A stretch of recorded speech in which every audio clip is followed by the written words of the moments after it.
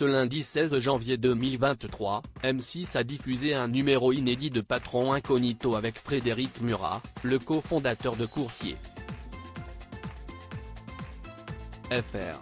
Un tournage qui n'a pas été de tout repos comme le confie le dirigeant à Télé Loisirs. Un patron recordman. Dans le numéro inédit de Patron Incognito diffusé ce lundi 16 janvier 2023 sur M6, Frédéric Murat, cofondateur de Coursier. FR, a réussi l'exploit d'être démasqué par un de ses salariés au bout de quelques minutes seulement et ce, dès sa première immersion. À la tête d'une société qui compte 800 coursiers répartis sur 8 sites de livraison de Lille à Toulouse en passant par Aix-en-Provence, Frédéric Murat dresse le bilan de cette expérience pas comme les autres auprès de Télé Loisirs. Notre autre objectif était d'avoir de la visibilité pour pouvoir recruter Télé Loisirs. Qu'est-ce qui vous a donné envie de participer à Patron Incognito ? Frédéric Murat, au sortir du premier confinement, nous avons changé notre manière de travailler. Depuis 20 ans, nous étions exclusivement sur Paris où nous travaillons avec les plus grandes entreprises du luxe et de la mode. Tous ces magasins ont fermé pendant cette période. Nous avons donc étudié d'autres solutions pour continuer à faire travailler nos salariés et nous avons constaté que le e-commerce et la livraison de nourriture étaient en première ligne. Nous avons alors décidé de changer offre et de s'adresser à ces nouveaux clients qui nous ont fait confiance. D'un acteur parisien, nous sommes devenus un acteur national en multipliant par 3 le nombre de salariés. Le chiffre d'affaires a lui aussi été multiplié par 3. Comment avez-vous réagi lorsque la production de l'émission vous a contacté ? Nous avons vu là l'opportunité de vérifier si ce qui fonctionnait à Paris était aussi bien mis en place en province. Notre autre objectif était d'avoir de la visibilité pour pouvoir recruter. Aujourd'hui, la problématique de notre métier, ce n'est pas de trouver des clients, mais des coursiers pour pouvoir faire la livraison du dernier kilomètre. Connaissiez-vous Patron Incognito avant de tenter l'expérience ? Qui ne connaît pas cette émission ? En termes d'audience et de visibilité, c'est quelque chose d'important pour les entreprises qui y participent.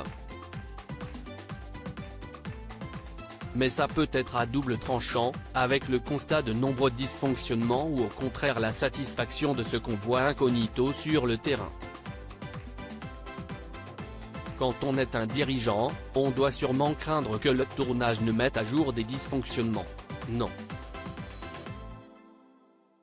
Honnêtement, notre crainte c'était plutôt que nos clients n'aient pas envie de voir leur marque à l'antenne. J'étais en short et je me suis blessé en sortant le vélo de l'entrepôt. Une des séquences marquantes du numéro, c'est celle où l'on vous voit faire tomber un gâteau que vous êtes censé livrer. N'est-ce pas un risque pour l'image de Coursier ? FR ? Je ne pense pas. C'est le gâteau que je transporte moi, qui n'ai pas l'habitude, qui arrive abîmé, tandis que l'autre gâteau arrive à destination. Dans la séquence, on explique au coursier qu'il a fait une erreur et que nous mettons habituellement à disposition des véhicules frigorifiques pour transporter ce genre de marchandises. C'est une erreur de procédure. Combien de temps a duré le tournage ? Une dizaine de jours au mois d'octobre. Il y avait entre 2 et 3 jours de tournage consécutifs, suivi d'une pause d'1 ou 2 journées. David vous a démasqué parce que vous vous êtes tatoué le logo de votre entreprise sur la cuisse. N'avez-vous pas manqué de prudence ? Je n'avais pas vu qu'il avait remarqué mon tatouage. En 25 ans, le logo de l'entreprise a évolué à 3 reprises et j'ai les 3 versions du logo tatoué, du premier au dernier, sur le corps. Mais il ne se voit pas normalement. Ce jour-là, j'étais en short et je me suis blessé en sortant le vélo de l'entrepôt. Je me suis arraché un morceau de peau. Ça saignait. Pour éviter que ça coule sur mon short, je l'ai remonté. Et c'est là que l'employé a vu le logo Coursier. FR. L'émission n'est pas là pour donner des augmentations ou des primes dans Patron Incognito, la plupart des salariés obtiennent une promotion après l'immersion de leurs dirigeants. Est-ce que cela ne crée des jalousies en interne?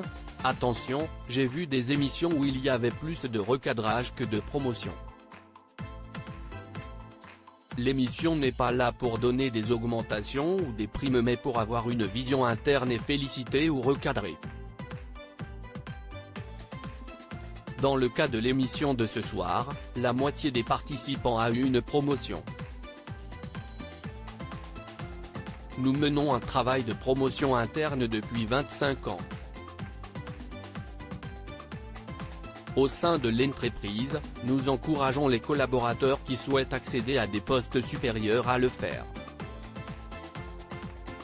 Avez-vous un droit de regard sur le montage de Patron Incognito?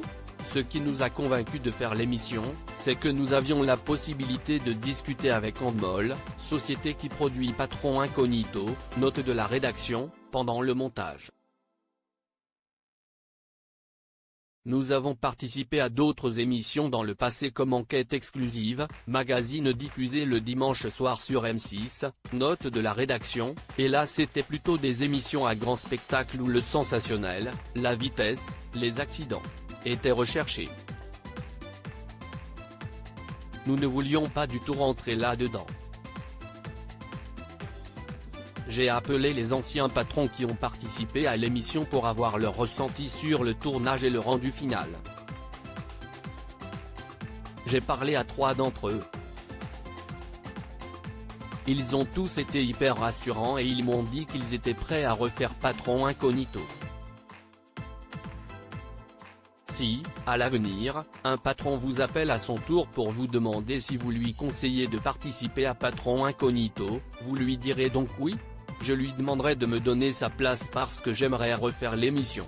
Rire, à lire aussi c'est du jamais vu, Frédéric Murat, le cofondateur de Coursier.